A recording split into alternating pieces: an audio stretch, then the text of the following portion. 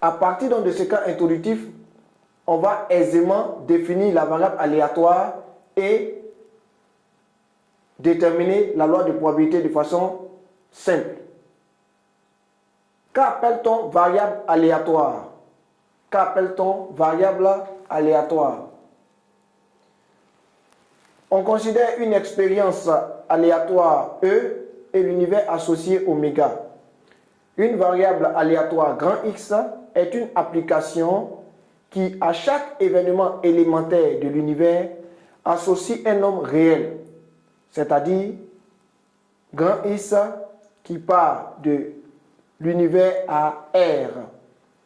L'ensemble des valeurs prises par grand X est noté grand X d'oméga. Ça va? Donc, il faut savoir qu'en classe de terminale, ça va? Tu as bien compris cette partie? Il faut savoir qu'en classe de terminale, on se limite au cas où X d'oméga est un ensemble fini de nombres.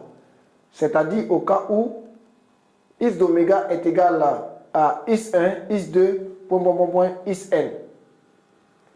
Ça va? Cette définition de la variable aléatoire, je peux l'énoncer autrement. Je peux dire donc qu'une variable aléatoire est un nombre dépendant du résultat d'une expérience aléatoire. Qu'est-ce donc une expérience aléatoire? Une expérience aléatoire est une expérience réelle où le hasard intervient et dont le résultat ne peut être prévu avec une totale certitude. Par exemple, lors du lancer d'un dé, le résultat est un chiffre qui est compris entre 1 et 6.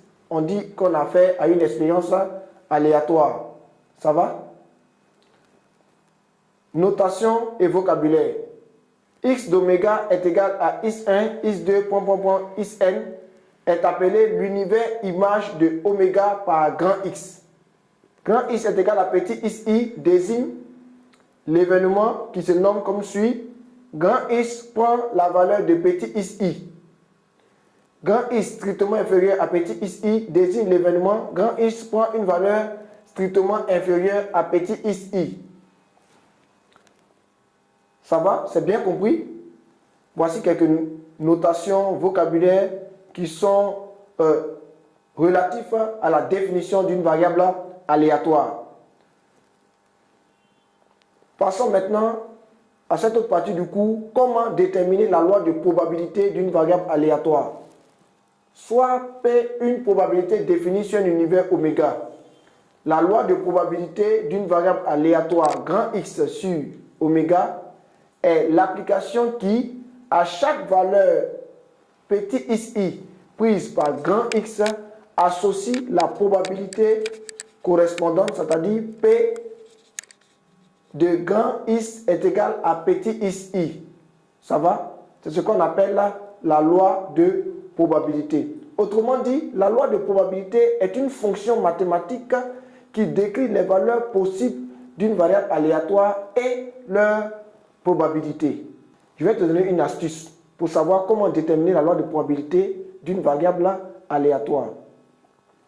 En nous appuyant sur le cas introductif que nous avons fait, je t'avais dit que ce cas introductif te permettrait aisément de pouvoir établir la loi de probabilité d'une variable aléatoire. Et donc, en astuce, il faut savoir que pour établir une loi de probabilité, on commence par déterminer correctement toutes les valeurs possibles. Puis, on calcule pour chaque valeur sa probabilité. C'est exactement ce que nous avons vu dans le cas introductif. Pour établir une loi de probabilité, on commence par déterminer correctement toutes les valeurs possibles, puis on calcule pour chaque valeur sa probabilité. Il est commode de présenter une loi de probabilité sous forme de tableau. Voici un exemple de tableau qui s'affiche devant toi.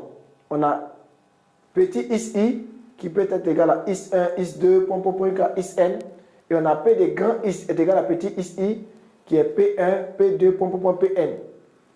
Ce qu'il faut savoir, c'est que ce tableau représente ce qu'on appelle je dirais, la loi de probabilité d'une variable aléatoire. Donc, pour une valeur xi, on associe la probabilité. la probabilité P quand grand X est égal à XI. En d'autres termes, pour une valeur X1, on associe la probabilité P1.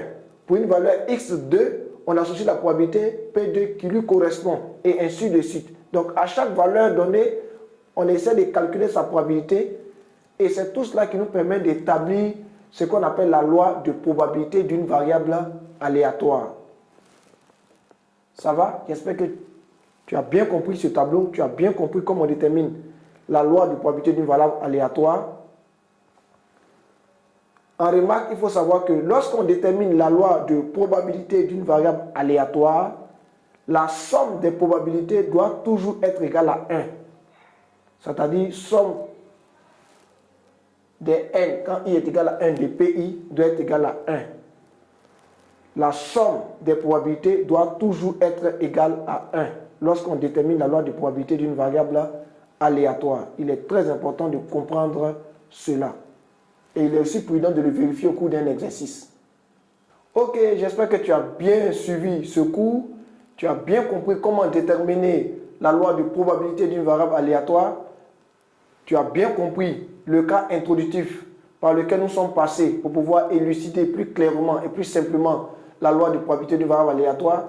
Tu sais maintenant comment on s'y prend.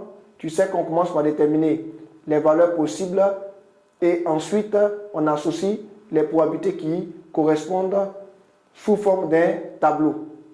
Je t'encourage à pouvoir t'exercer davantage. À la prochaine pour une autre vidéo sur succès assuré. Succès assuré.